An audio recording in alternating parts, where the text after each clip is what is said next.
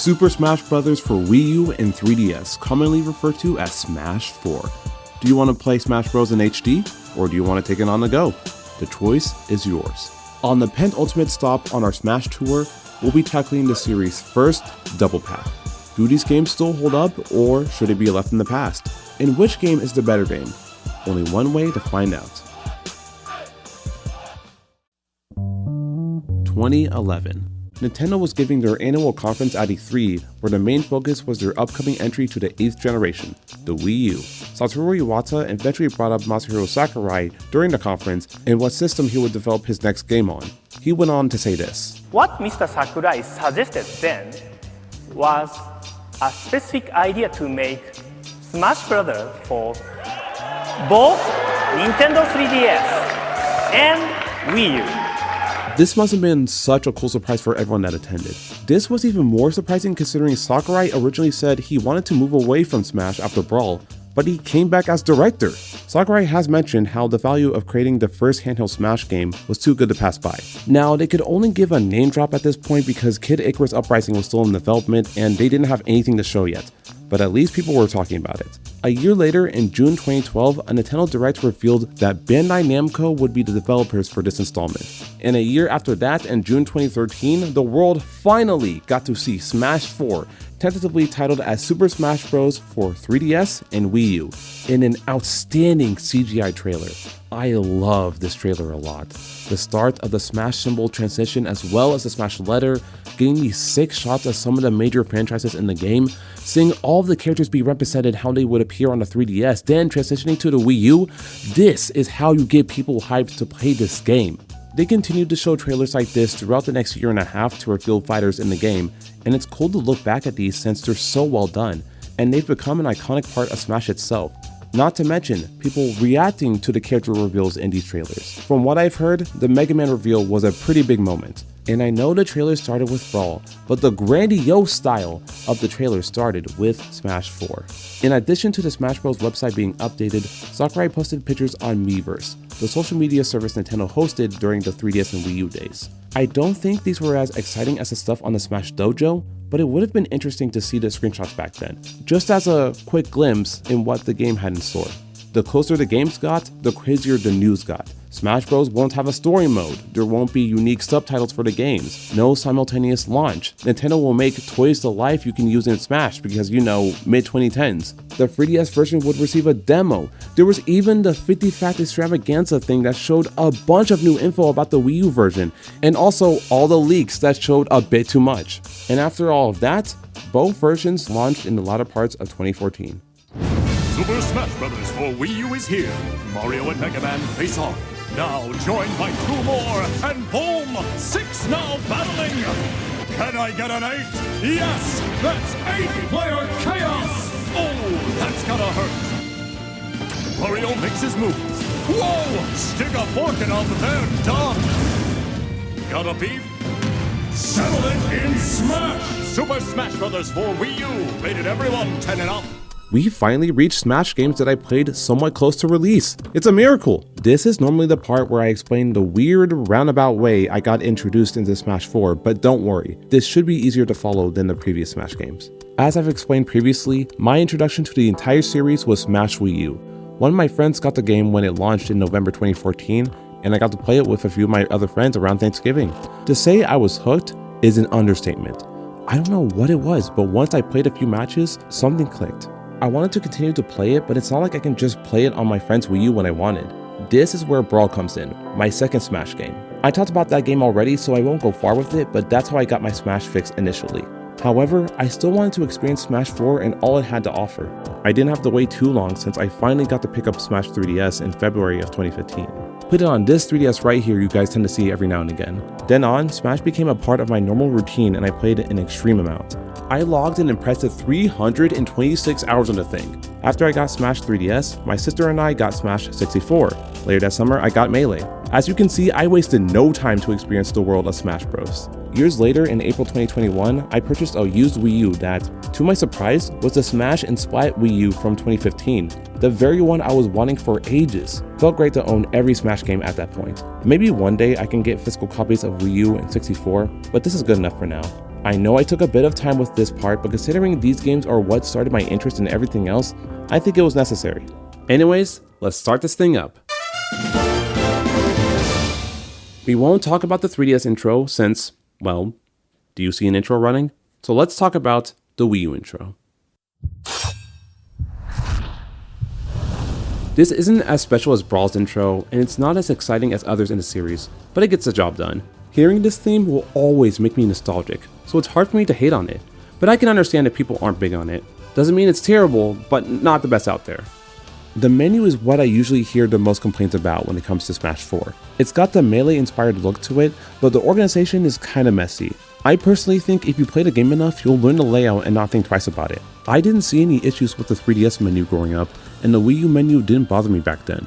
However, after getting reacquainted with it in 2021, I struggled to find certain things in the Wii U menu. Why are some options in Games and More when others are, and why is one minigame separated from the others? And on the Smash side, why are Smash and 8-player Smash two different modes? The 3DS menu isn't that bad, but I don't know what went wrong in Wii U land over here. I'm used to it now since I started playing the game again, but I can see what people meant back then.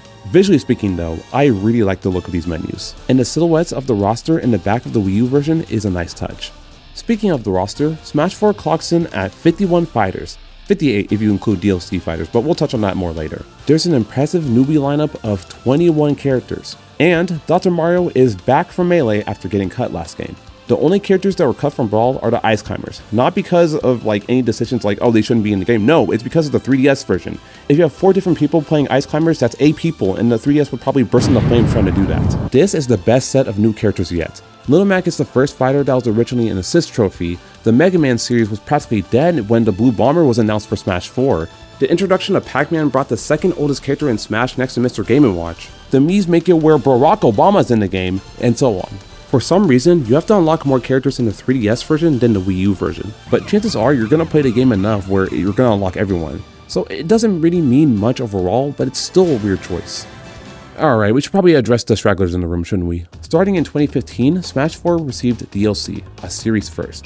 There were Mii costumes and stages, but of course we mainly cared about the fighters, come on now. The first DLC fighter was Mewtwo, and everyone kind of knew about him already since he had been previously announced. But it was cool since everyone seemed to miss him from Melee. Surprisingly, in the direct they showed Mewtwo's moveset, they announced Lucas to return from Brawl. Pretty sure I was the only one excited for this considering Lucas at the time was my Brawl main, and I could only play that in Smash 3DS. But I don't care. Later in August, Roy came back from Melee along with Ryu from Street Fighter. This was a pretty big deal. Or it would have been if Nintendo didn't mess up and accidentally leak the news. In November, we got what has to be one of the sickest Smash announcements of all time. Cloud Strife from Final Fantasy VII was coming to Smash Bros. A crossover people thought would never happen. Everyone lost their minds over this incredible news, except for a 16-year-old who had never played Final Fantasy. I was actually upset that this happened, but don't worry, I played him after he came out and loved his moves. And later on, I played through Final Fantasy VII with a sibling years later. Now I can say this was an insane announcement. In the final Smash Direct in 2015, they announced Corrin from Fire Emblem Fates and Bayonetta from Bayonetta would be the last DLC fighters. Bayonetta was the winner of the Smash ballot they conducted earlier in the year, and we now know that straight up wasn't true, but they couldn't make a certain character happen because they weren't realizable. I was not a fan of that pick back then. I'd say I'm still not, but it's not like I'm ever gonna play with her. See? Unfortunately, I can't show off most of the DLC fighters in anything higher than 240p since I got most of them back in the day. I just never made the time to get them back when I got a Wii U. Sorry Bayo, you weren't getting on my 3DS ever. And when the eShop was closing down, I only had so much money. And I can't just let Cloud Strife go by the wayside, can I?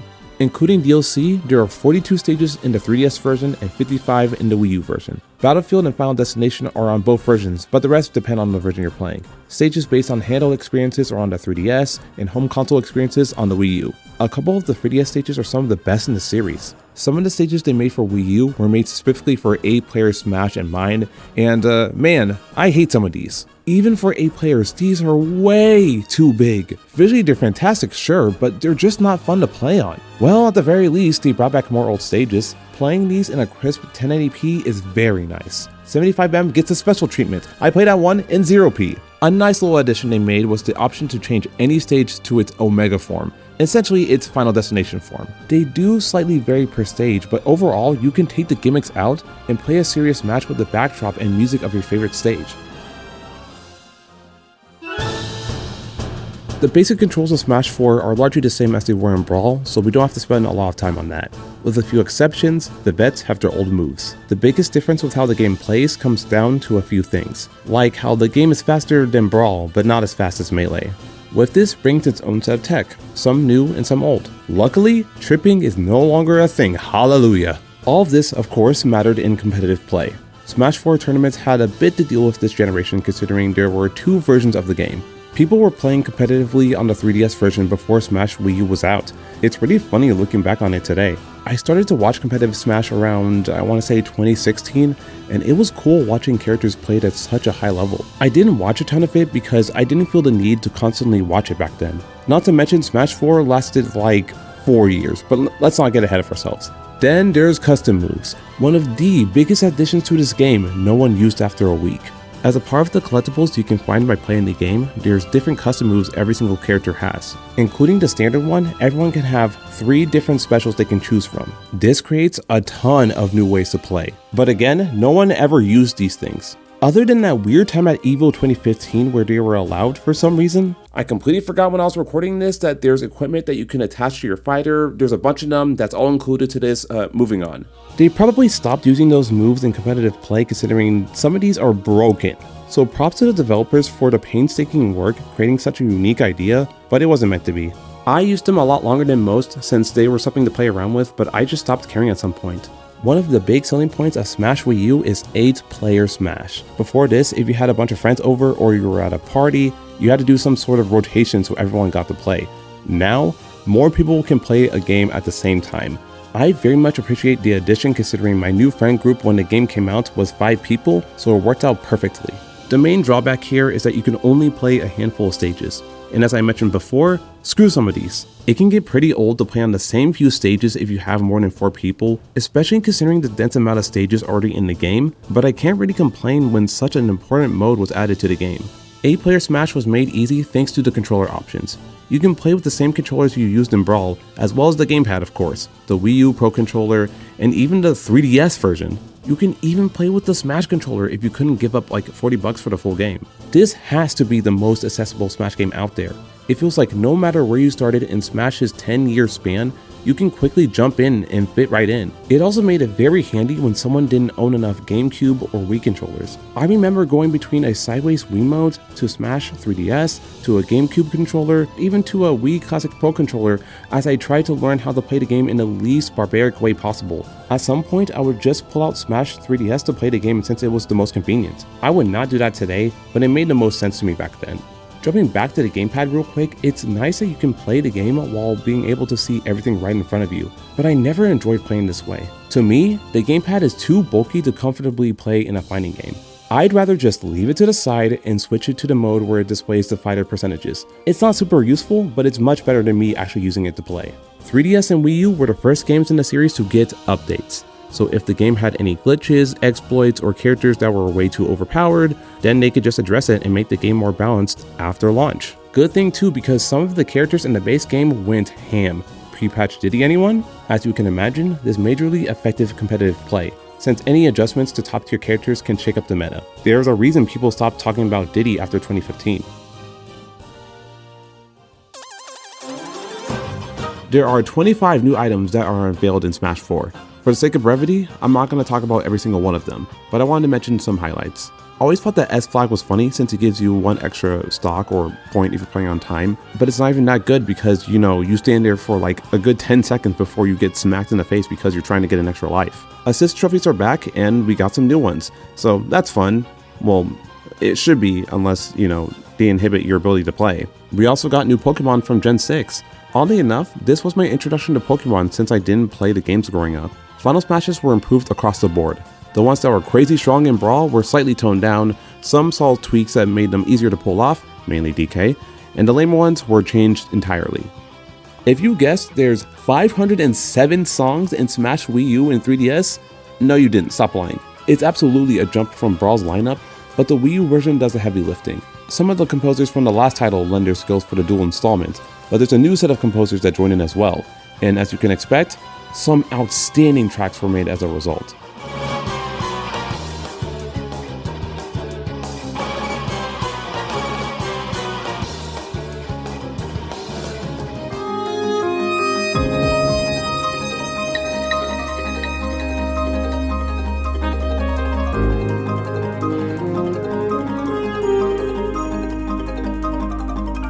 Interestingly, there's a high number of tracks that were ripped straight from other games this time around.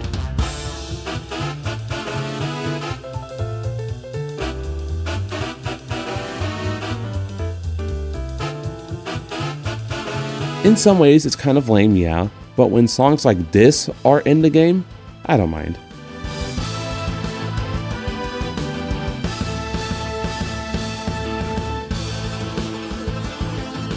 The My Music feature makes a return, giving you the option to customize your smashing experience. There are even options for what menu music plays when you open the game. Now, something I've heard a few times is how Smash 4 has a weaker soundtrack than Brawl. And to those people, I say, joke's on you, half of that soundtrack is in this game. Jokes aside, I actually don't know what to think of this soundtrack. I think it's better than people make it out to be, but I choose Melee's over this one. I will admit this game is missing songs that were in Melee, Brawl, and even Ultimate if you want to look ahead. Some series don't get the VGM love they deserve, and I can find enjoyment out of listening to the main theme, but even I gotta admit, the variations of the theme in this game are kind of bland. Wait, what was my point? Oh yeah, I mean, I can see where people come from that think that the soundtrack isn't that great, but I feel like that's doing a discredit to all of the work that went into making this thing. Actually, I just remembered, Cloud has like 2 tracks in this game. This soundtrack is trash. There are a couple of modes specific to the 3DS version. Street Smash is a short minigame where you hit spheres representing people you street past off of a platform, like Pogs, if you're old enough to remember that. Nowadays, I think that it's pretty uninteresting, but back then, it was a decent thing to do to pass the time.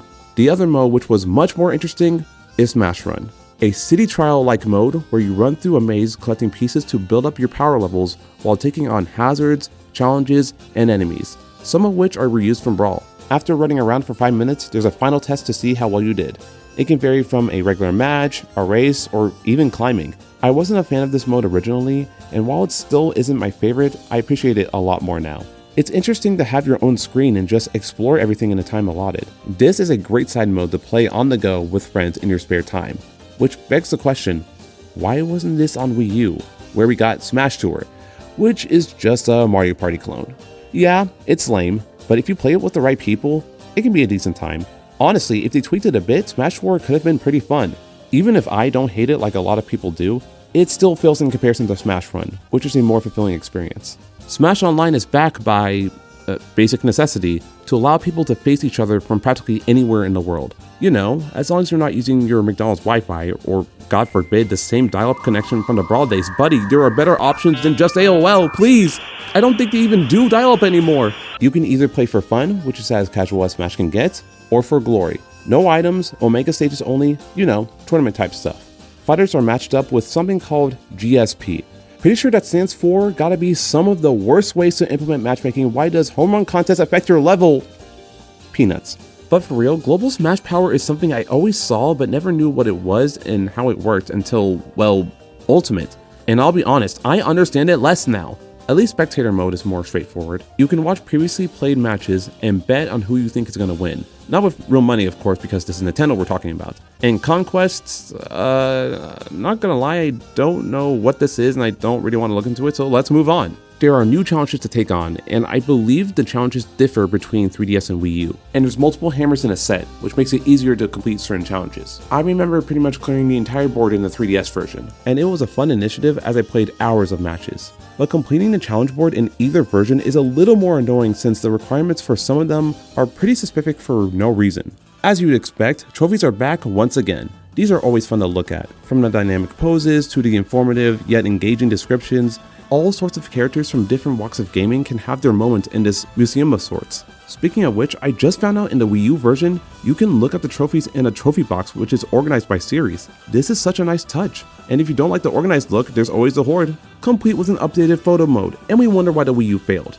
If you got coins to waste and you want to add to your collection, then you can try out Trophy Rush. Found in both versions, Trophy Rush is where you smack a bunch of blocks and eventually trophies appear. There's this thing where a random energy ball comes to hit you if you're camping, but it's super easy to avoid and you can just come back to the same spot you were in and keep smashing boxes. And if you wanted another way to hunt down trophies, there's always the shop. The assortment is random, but every few matches, it's a good spot to check on to spend some of those coins. On the 3DS version, they actually do you a solid and give you the ability to spend play coins, which was pretty handy, but I was always stubborn because I needed those coins for any tough bosses in Find Me. Stage Builder returns from Brawl, and as you expect, it's only in the Wii U version. It's pretty similar to Brawl's, but you can use the gamepad to draw platforms. I like that there's more freedom with how you can create stages here. I was never satisfied with how Brawl's Stage Builder worked with its grid-based system. From what I've heard, people do not like this thing.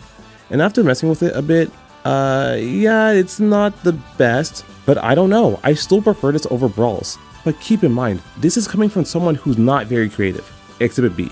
Also in both versions are All-Star Mode, Multi-Man Smash, Home Run Contest, and the new version of Break the Targets, Target Blast. I can defend some of the other minigames, but this one is just an Angry Birds clone, and a boring one at that. Events return from Brawl, but are only in the Wii U version. This time you have hidden paths that open up as you meet certain objectives. Special Smash is another Wii U exclusive.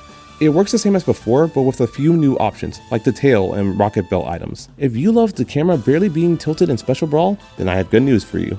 Masterpieces return in Smash Wii U. Since I didn't own the game growing up, it's kind of cool seeing game demos that weren't in Brawl. But again, they're demos. Nintendo isn't running a charity here. I will say, I forgot how much they improved things here. The demo times are a bit longer across the board, and you can actually see the time in the corner. They still make it obvious that they want you to buy the game through Virtual Console, which you can't even do anymore. Masterpieces in this game was a fun novelty and something to mess around with on a rare occasion, but after Nintendo Switch Online, there's no point here. It's not much of a mode, but I guess we gotta address this little thing in the corner. While amiibo weren't created specifically for Smash, it feels like they're the best utilized in this series. They operate like a very weak CPU at first, but as you fight against or alongside it, they learn from what's going on. They can level up all the way to level 50 and suddenly become your worst enemy. You can also give them custom moves and a unique name. I was never big on collecting amiibo, but I would grab one at the right price. The first amiibo I got was Mario all the way in late 2015. Then I got Lucas a few years later. Oh, what am I doing? I almost forgot something fantastic. Coin battles make a return. The fantastic part is they don't appear in the next game. Smash 4 changes things up with Classic Mode, and things slightly differ depending on what game you're talking about, so let's start with the 3DS version. On the 3DS, you walk along a path and you get the option to fight 2 to 3 characters. Don't expect things to be consistent if you play this over and over. You can play with Mario 3 times in a row and almost everything will be different. You do this a few times and eventually you get to this game's multi-man stage, the Fighting Mii team. And pretty obviously, the Miis take the place of the Fighting Polygons from the first game. I think you can also just fight a random character for an easier fight, which is a very weird choice. After that, you're led to either Master Hand or Master and Crazy Hand if you're on a high enough difficulty. Before I give my thoughts on this classic mode, let's go to the Wii U side of things.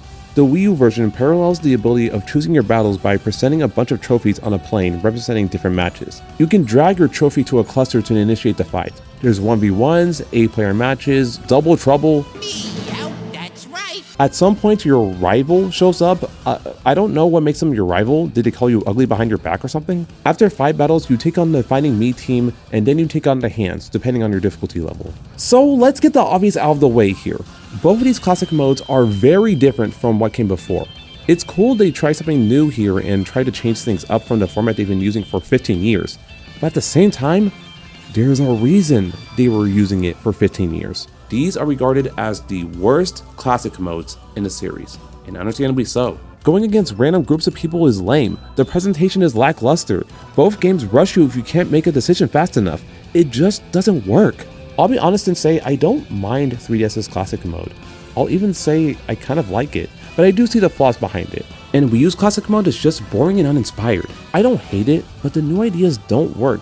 Like, why should I care that some random dude comes out of nowhere to crash the party? It doesn't change a single thing. I will say, the difficulty scale from Kid Icarus Uprising was such a smart idea, and it's probably the one really good thing they added in this.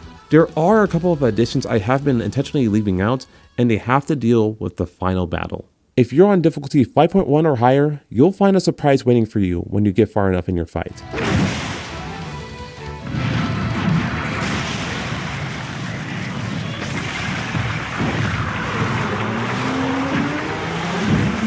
That's right, the repetitive Master and Crazy Hand fight gets a little more interesting. Depending on your difficulty, you'll have to fight a lot of these shadow beings. Once the barrage is down, a sphere slowly falls down to the ground, leaving itself wide open for your final line of attacks.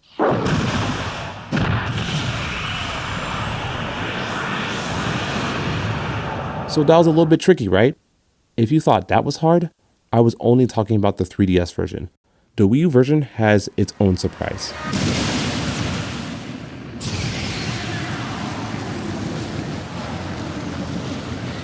This is Master Fortress. You see that heart? You're gonna need it.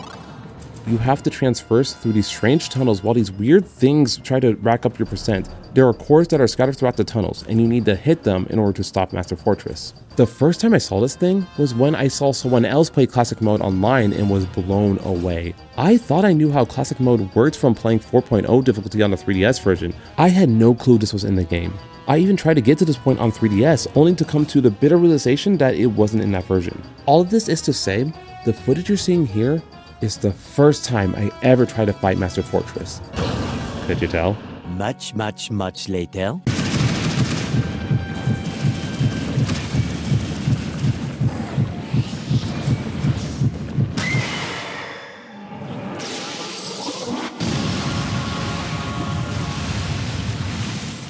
It's crazy that one of the most substantial versions of the Classic Mode boss fight is hidden within a mediocre version of Classic Mode.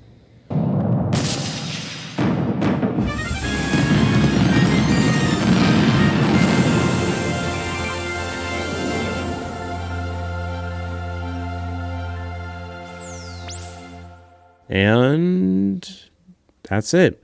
This is the first Smash game since 64 to not have a story mode. Back in the day, I didn't mind it all and thought people got too up in arms over it. But I don't know, I feel like it really should have been here. Here's some miscellaneous stuff I chose to mention now rather than earlier, and since there's a bit here, it probably wasn't the best choice, but oh well. In Target Smash, the bomb has its own icon. Probably super obvious, but this was something I never noticed until recently. It's easy to forget, but Smash 3DS has fully functioning 3D. It didn't skip out on it like bigger titles ended up doing. Nowadays, the novelty of this is gone, but it's nuts that they were able to pull this off. At 60 frames per second no less. You can still save replays of matches that are 3 minutes or shorter, but surprisingly, this includes the 3DS version. I always thought this was a sick feature, despite updates making it awkward to keep these replays, and eventually losing them anyway due to a dead cartridge. On Wii U, I think you could upload replays online, which I always wanted to do so I could do stuff like this, but I think it's a good thing I had to wait. I barely remember the Smash 4 commercials, but it was probably because I chose to forget a lot of Nintendo commercials from back then for how obnoxious they were. Granted, TV ads from the mid-2010s aimed at kids were very hit or miss, but I just remember not caring about the commercials relating to Nintendo back then. I forgot to mention this originally, but before I got Smash 3DS or even Brawl, I played the 3DS demo. Let me tell you, it's one of the best demos ever. You didn't get limited tries, which was different from Nintendo's lame practices with demos back then. It was just a timed match with either Mario, Link, Pikachu, Villager, and Mega Man. I got so much playtime out of this thing, it's had my highest average playtime on the 3DS for years. Yes, even higher than the actual Smash 3DS. Also, I mained Mega Man in the demo, but I hated using him in future games. Weird, right? Smash 4 is pretty strange. On paper, it's the ultimate package. Multiple new ways to play the game split between two consoles. These games had a bit to offer. However, they were still lacking in a bit of ways. Smash 3DS amazingly brought the home console experience on the go, and most likely introduced a new generation to the franchise. But let's be real, a lot of people would rather experience the game on a home console. Whether it be for better feeling controls or more features, 3DS wouldn't be the first choice for some. Then there's Smash Wii U. You would think being the first HD game and offering 8-player matches would make this game phenomenal, but with so many peculiar changes outside of the main mode, it's hard to say that with all certainty. And being on the Wii U doesn't help. After the game came out, it felt like the end of the decent times for the console. After this, the Wii U only had stuff like Splatoon and Super Mario Maker to rely on. Smash 3DS sold 9.63 million units worldwide, beating the sales numbers of the first two titles, while Smash Wii U only sold 5.38 million units worldwide and is the worst selling Smash game. It even sold worse than the first game in the series somehow. That boggles my mind. Well, Sakurai wanted to create 2 versions of a Smash game while trying to jam some new features in like he tends to do. But it's hard to look at everything and think he didn't miss the mark in some ways. Now, it's pretty clear I have a bias towards this game. It's the thing that started it all for me, but I have to look at this with a critical eye. It's bittersweet to look at these games at an older age and see their numerous flaws. Even when you ignore the next game, Ultimate, neither Wii U or 3DS feels like a 100% upgrade to Brawl.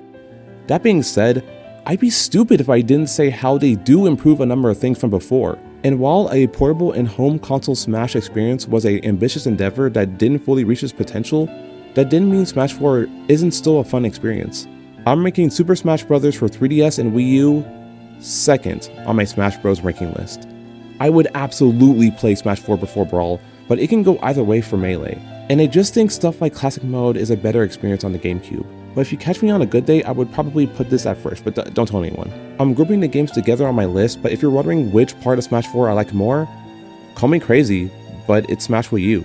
I've played much more of the 3DS, but I prefer playing the game with a regular controller, and not to mention playing it in HD. These games may be pretty scuffed and a bit annoying to return to, but it's hard for me to not like them, especially with how much they mean to me. Smash Wii U is the reason I still play video games today. It introduced me to video game characters I never knew existed in my casual video game world. It's also the reason I do stuff like this. I wanted to share my love for Smash Bros. Like creators I watched growing up, and after finally beating Master Fortress, it felt like I came full circle. I'm glad I got to return to these games, and while they aren't the best to return to, I can still appreciate them for what they did for the series, and what they did for people who love this game too much. That's all I got. Later. Congratulations!